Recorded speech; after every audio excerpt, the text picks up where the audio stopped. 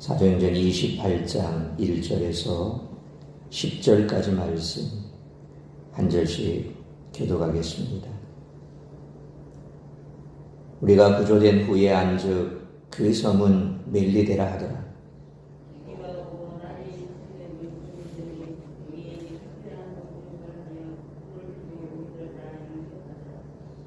바울이 나무 한 묶음을 거두어 불에 넣으니 그 뜨거움으로 말미암아 독사가 나와 그 손을 물고 있는지라.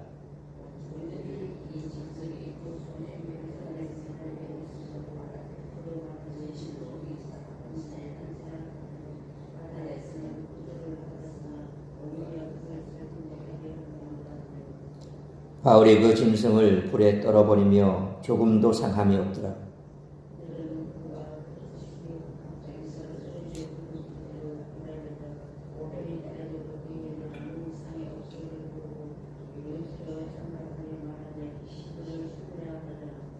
이 섬에서 가장 높은 사람 보블리오라 하는 이가 그 근처에 토지가 있는지라. 그가 우리를 영접하여 사흘이나 친절히 머물게 하더니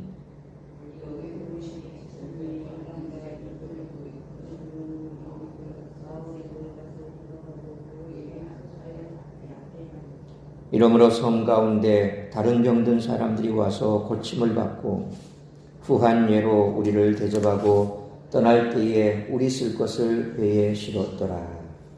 아멘. 바울 일행이 상륙한 곳은 1절 말씀처럼 멜리데라는 섬이었습니다. 이곳에서 있었던 일에 대해 오늘 본문인 1절로 10절에 바울의 멜리데 도착과 사역, 그리고 11절로 15절에 바울의 멜리데 출항과 로마 도착, 이렇게 오늘 본문을 나눌 수가 있습니다.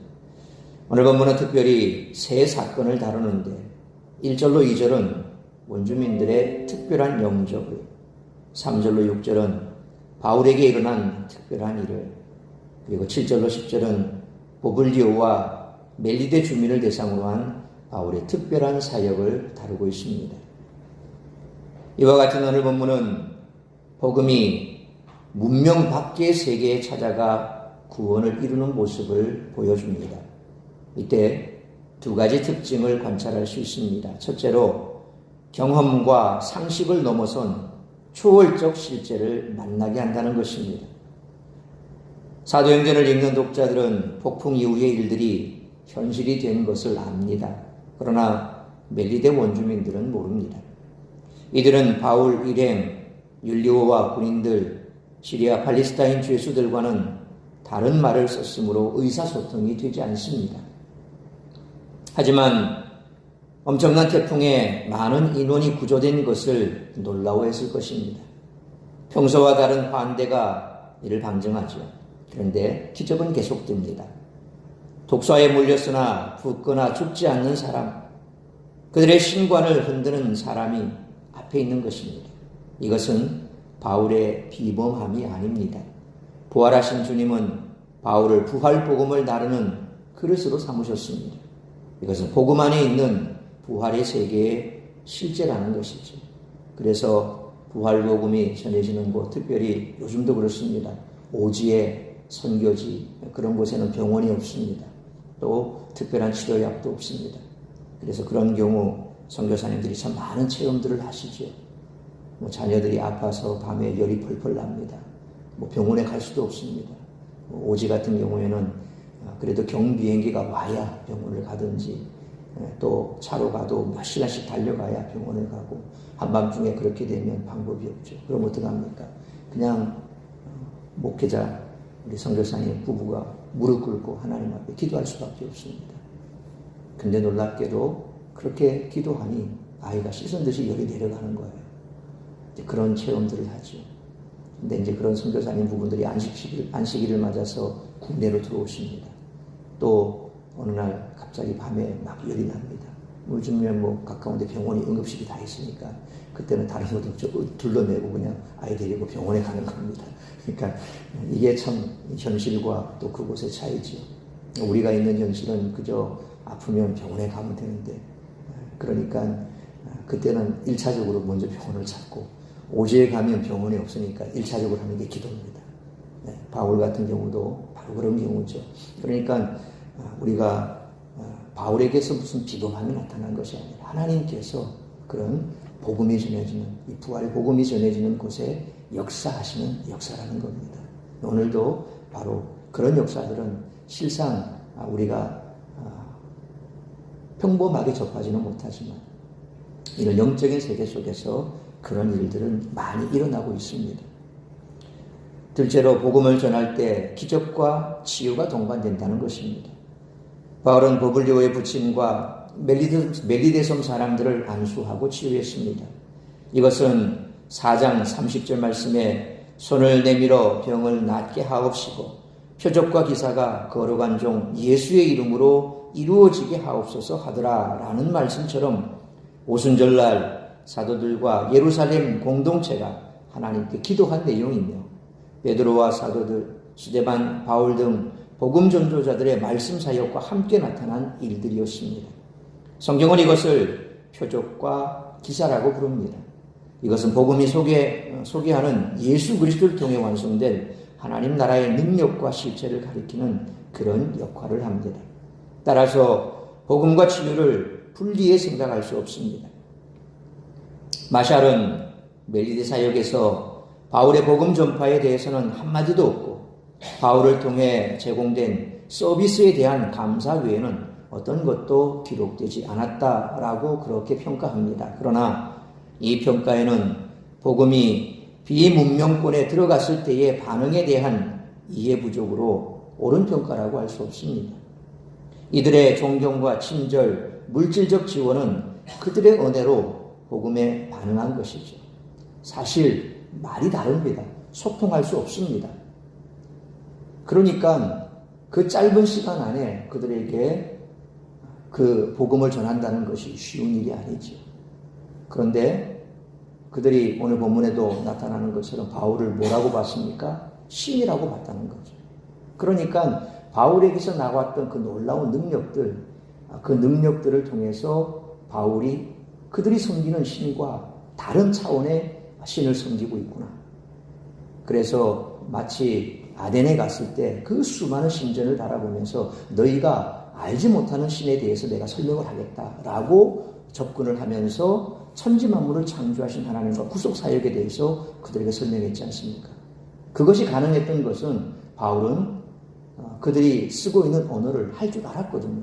그러니까 그들과 소통이 된 거예요. 근데 여기서는 말을 배울 시간도 없고 또 그들의 말로 복음을 전할 시간도 없고 해서 바울은 그냥 실질적으로 하나님이 어떤 분인가라는 데에 대해서 그렇게 얘기를 하고 보여주고 그러면서 그들에게 어쩌면 또 할 수 있는 몸짓 언어로 여러 가지로 해서 그들이 섬기고 있는 신과 또 바울이 섬기는 하나님에 대해서 어쨌든 뭔가를 주고받았을 것입니다. 그래서 그 짧은 기간 동안 우리가 섬기는 신이 진짜 신이 아니라 이 사람이 섬기는 신이 진짜 신이구나. 어떤 그런 영적인 교감은 아마 있었을 것입니다. 그러니 그 기간 동안 모든 필요를 채워주고 떠날 때 또 그들의 모든 필요를 다 제공해 주지 않았겠습니까?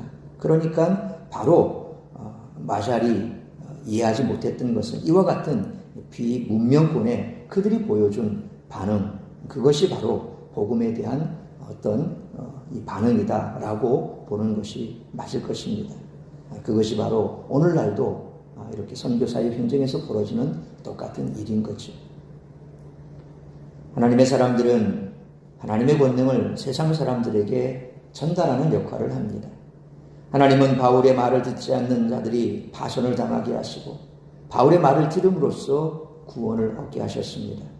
이제 하나님은 지금까지 만난 적이 없던 민족에게 신적 능력을 나타내심으로 영광을 받으십니다. 따라서 이와 같은 오늘 본문의 말씀을 통해 우리들이 깨달아야 할 것은 첫째로 1절로 6절 말씀처럼 하나님은 모든 일을 합력하여 선을 이루신다는 것입니다. 1절의 멜리데는 오늘날 몰타 공화국으로 이탈리아 시실리 섬에서 남쪽으로 약 93km 떨어진 작은 섬입니다. 바울과 함께 섬에 상륙한 사람들은 모든 것을 잃었지만 하나님은 2절 말씀처럼 멜리데의 원주민들이 그들을 영접하게 하셨습니다. 원주민이라 번역된 헬라어 바르바로이라고 하는 말은 야만인이라고 번역이 되는데, 이는 헬라인들이 다른 민족을 부르는 단어로서 그들이 문명화되지 않았다는 그런 뜻은 아닙니다.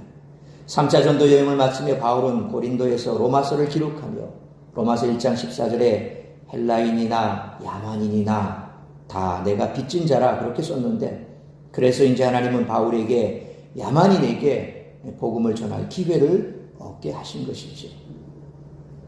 바울은 실질적으로 그 배했던 사람들을 구한 사람이었지만 3절 말씀처럼 여전히 죄수 중 한 명으로서 겸손히 땔감을 모으는 일을 했습니다. 그런데 그 와중에 독사에게 물리고 맙니다. 원주민들은 4절 말씀처럼 바울을 살인범이라고 생각하며 그들이 섬기는 정의의 신 디케가 그를 죽인다고 생각했습니다. 그러나 바울이 섬기는 하나님은 그런 헛된 이방신과는 다른 분입니다. 5절로 6절 말씀처럼 바울은 전혀 해를 입지 않았습니다. 멜리데인들은 이를 보고 얼마나 놀랐는지 바울을 신이라고 생각했습니다. 하나님은 이 사건을 통해 멜리데인들에게 그들이 기존에 섬기고 있던 신보다 더 큰 이가 있음을 보여주시고 바울을 통해 복음을 듣게 하셨습니다.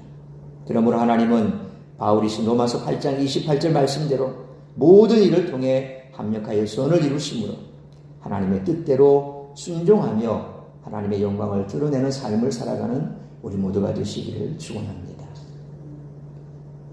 두 번째로 7절로 10절 말씀처럼 성도는 하나님의 본능을 세상 사람들에게 잘 전달해야 한다는 것입니다. 바울과 함께 배를 탔던 사람들은 조난을 당하면서 모든 것을 잃었지만 바울과 함께 있었기에 필요한 모든 것을 공급받을 수 있었습니다. 헛된 우상을 섬겼던 자들이라 하더라도 하나님의 사람을 영접하거나 그와 함께하는 사람은 복을 얻게 마련입니다.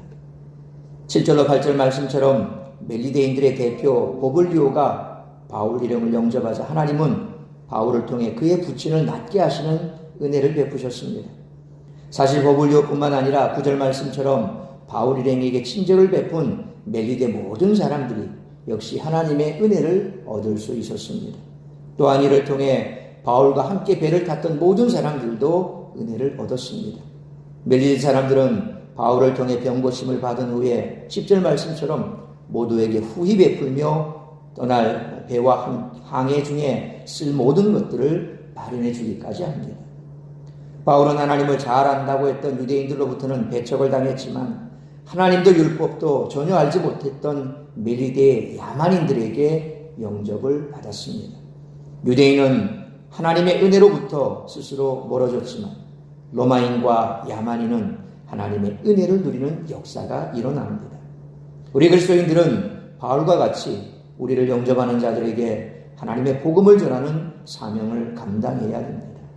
그러므로 바울처럼 하나님의 권능을 세상 사람들에게 전달하는 역할을 얼마나 잘 감당해 왔는지 돌이켜보면서 세상 속에서 축복의 통로로 또 우리와 함께하는 모든 사람들이 우리를 통해서 하나님의 은혜를 입을 수 있도록 그렇게 사명 잘 감당하는 우리 모두가 되시기를 축원합니다. 사랑하는 성도 여러분, 우리는 단순히 우리만 구원을 받아 하나님의 은혜를 누리도록 부르심을 받지 않았습니다. 그랬다면 우리는 벌써 천국에 가 있어야 됩니다. 그러나 그렇지 않고 여전히 우리가 이 땅 가운데 생명의 호흡이 있다는 것은 우리가 감당해야 될 사명이 있다는 것이죠. 하나님의 백성은 세상의 모든 족속에게 하나님의 복을 전달할 사명이 있습니다. 우리가 전하는 것을 받아들이고 영접하는 자는 복을 얻을 것이고 거부하는 자는 저주를 당할 것입니다. 그래서 우리는 할 수만 있다면 세상을 향해서 축복하는 그런 사명이 있습니다. 그리고 심판은 하나님의 손에 있습니다. 그러니 우리가 세상을 향해서 줄 수 있는 복이 뭐겠습니까? 바로 이 복음의 복입니다. 하나님께서 영생을 얻게 하시기로 그렇게 우리에게 구원의 선물로 주신 예수 그리스도, 그 구원의 복음, 부활의 복음을 전하는 것, 그것이 바로 세상을 축복하는 길이요 우리가 할 수 있는 일이라는 것이죠. 그래서 우리가 그들에게 복음을 전할 때 그 복음을 받는 자들은, 영접하는 자들은 복을 얻어 영생을 얻을 것이요, 그것을 거부하는 자들은 결국 심판의 부활로 영원한 멸망을 당할 것입니다. 그러므로 우리에게 놀라운 권세가 주어졌음을 기억하면서 하나님의 권능을 드러내는 우리 모두가 되시기를 주님의 이름으로 축원합니다. 기도하겠습니다. 걸어가신 아버지 하나님, 은혜와 사랑을 감사합니다. 오늘도 이 새벽을 깨워 말씀으로, 예배로 이 하루를 시작하게 하셨으니 감사합니다. 오늘도 우리에게 주신 말씀 우리가 가슴 깊이 새기면서 이 땅을 살아가는 날 동안 여러 가지 많은 일들을 당합니다. 그러나 하나님을 사랑하는 자, 그 뜻대로 부르심을 입은 자들에게는 모든 것이 합력하여 선을 이룬다고 했습니다. 때로 우리에게 닥친 불행, 또 우리가 감당하지 못할 것 같은 시험, 그 모든 것들이 합력하여 선을 이룰 것입니다. 우리가 그와 같은 믿음을 견고히 붙들고 나아간다면 우리가 당하는 그 고난과 시험 앞에서도 두려워할 것이 아무것도 없습니다. 감당하지 못한 시험을 허락지 않으셨고, 또한 그 시험을 당할지니 피할 길도 말씀하신다고 약속해 주셨습니다. 그러므로 우리에게 있어 모든 일들은 합력하여 선을 이룰 것이요, 그를 통하여 우리가 해야 할 일은 단 하나, 오늘 바울이 감당했던 것처럼 세상에 살아계신 하나님을 나타내는 것입니다. 세상에 살아계신 하나님을 나타낼 때 그들이 오늘 멜리데스움 사람들이 나타낸 반응처럼 하나님을 보게 될 것이고, 하나님을 그 가운데 만나는 자도 있게 될 것입니다. 그것이 바로 우리가 세상 가운데 행해야 될 사명인 것입니다.